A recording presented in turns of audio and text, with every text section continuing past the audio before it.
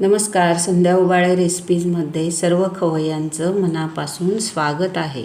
आज रोजच हवा नाश्ता नवा या सिरीजमध्ये आज आपण बघणार आहोत केरळ स्पेशल खुशबू इडली. या इडलीला मल्लिगे इडली पण म्हणतात आणि ही अतिशय सॉफ्ट, स्पॉन्जी आणि कापसासारखी मऊ लुसलुशीत असते. चला तर मग करूयात आता रेसिपीला सुरुवात. इथे आपण 4 वाट्या तांदूळ घेतलेले आहे. तुम्ही घरातील कुठलीही एखादी वाटी सेट करून घेऊ शकता. 4 वाट्या तांदूळ इथे मी घेतलेले आहे आणि तांदूळ हे मी रेशनचे घेतलेले आहे.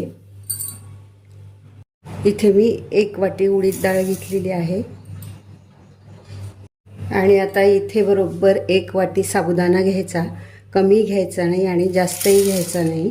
बरोबर 1 वाटी साबुदाणा घ्यायचा. यामुळे इडली पांढरी शुभ्र येते, मऊ होते. आता यामध्ये आपण अर्धा चमचा मेथी घालूयात. मेथीमुळे पीठ आंबण्यास मदत होते. आणि आता हे आपण स्वच्छ धुवून घेऊ 2-3 पाण्याने. हे आपलं 2-3 पाण्याने स्वच्छ धुवून झालेलं आहे. आता यामध्ये आपण पाणी घालूयात आणि याला 7 ते 8 तास भिजत ठेवूयात किंवा रात्री भिजत घातलं तरी चालतं. आता हे मिश्रण मिक्सरच्या भांड्यात घालूयात.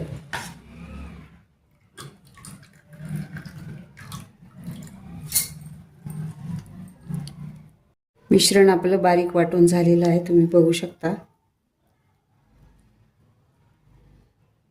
आता याप्रमाणे आपण हे सगळं मिश्रण वाटून घेऊ. ही आपली शेवटची बॅच वाटून झालेली आहे.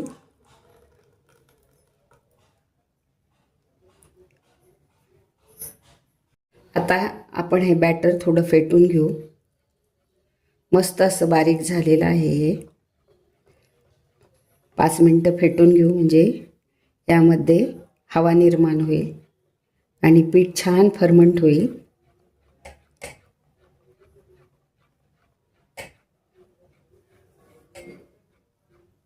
आता यावरती झाकण ठेवूयात आणि उबदार जागी हे पीठ ठेवून देऊयात. आता बघूयात आपलं पीठ छान फर्मेंट झालेलं आहे. तुम्ही बघू शकता असं मस्त असं हे पीठ फर्मेंट झालेलं आहे. आता आपण याला मिक्स करून घेऊ. एकाच डायरेक्शनने फिरवायचं. अगदी कन्सिस्टन्सी पण अगदी बरोबर आहे. आता यामध्ये आपण मीठ घालूयात. यामध्ये चवीनुसार मीठ घालूया आणि मिक्स करून घेऊयात.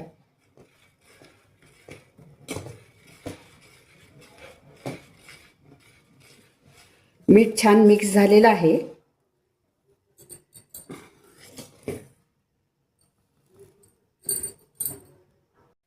इडली पात्राला आपण इथे तेल लावून घेतलेलं आहे. आता यामध्ये हे बॅटर घालायचे.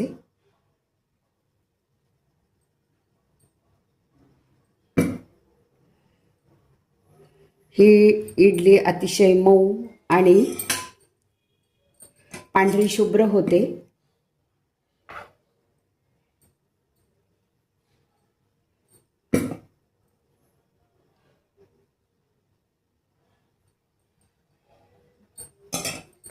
याप्रमाणे आता आपण सगळे इडली पात्र भरून घेऊ. दुसरं इडली मोल्ड ठेवताना आपण हे छिद्र आहेत खाली आणि हे वरचं हे असं ठेवायचं म्हणजे पाणी पाणी होणार नाही. यामध्ये सगळे मोल्ड असेच ठेवून घ्यायचेत. आता आपले सगळे मोल्ड एकावर एक ठेवून झालेले आहेत. आता आपण इडली पात्रामध्ये पाणी गरम करायला ठेवलेलं होतं. आता हे मोल्ड यामध्ये ठेवायचे. मोल्ड आता यामध्ये ठेवूयात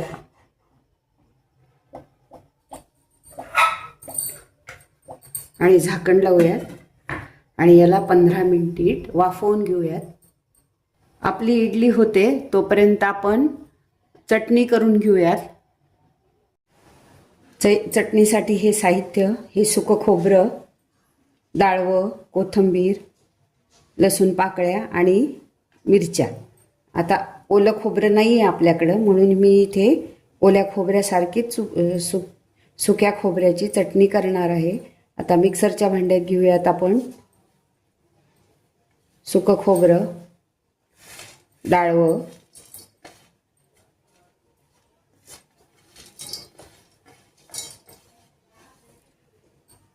आणि मिरची, लसूण, कोथिंबीर.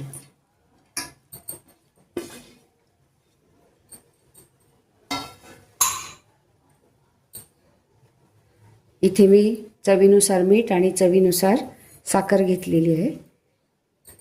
पाणी घालून आपण ही चटणी वाटून घेऊ. चटणी आपली वाटून झालेली आहे. तुम्ही बघू शकता मस्त अशी ओल्या खोबऱ्याच्या चटणीसारखी ही चटणी झालेली आहे. आणि इडली पण आपली झालेली आहे. बघूयात आपण. हे 15 मिनिटं झालेले आहेत. बघूयात, चेक करूयात.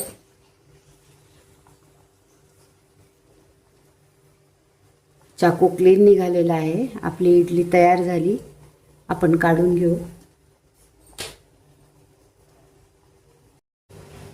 चटणी आपण बाउलमध्ये ओतून घेऊ.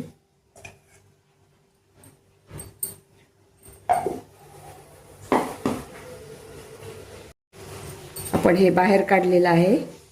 थोडंसं थंड होऊ देऊया.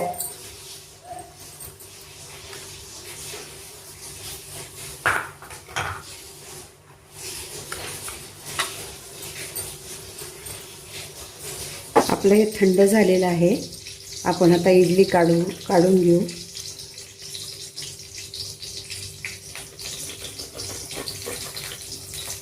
थंड झाल्यावर इडली अशी छान निघते.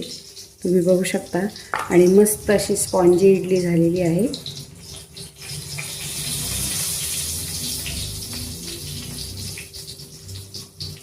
आपल्या इथे सगळ्या इडल्या काढून झालेल्या आहेत. इडली अगदी मऊ सूत आणि कापसासारखी पांढरी पांढरी शुभ्र झालेली आहे. तुम्ही बघू शकता. चला तर मग मैत्रिणींनो, रेसिपी आवडली असेल तर प्लीज लाईक करा, कमेंट करा, चॅनल नेहमीप्रमाणे सबस्क्राईब करा. थँक्यू. Happy cooking. भेटूयात पुढील व्हिडिओत एका नवीन रेसिपीसोबत. हेल्दी खा आणि मस्त रहा. इडली एकदम मऊसूत झालेली आहे, कापसासारखी. तुम्ही बघू शकता हिचं टेक्स्चर.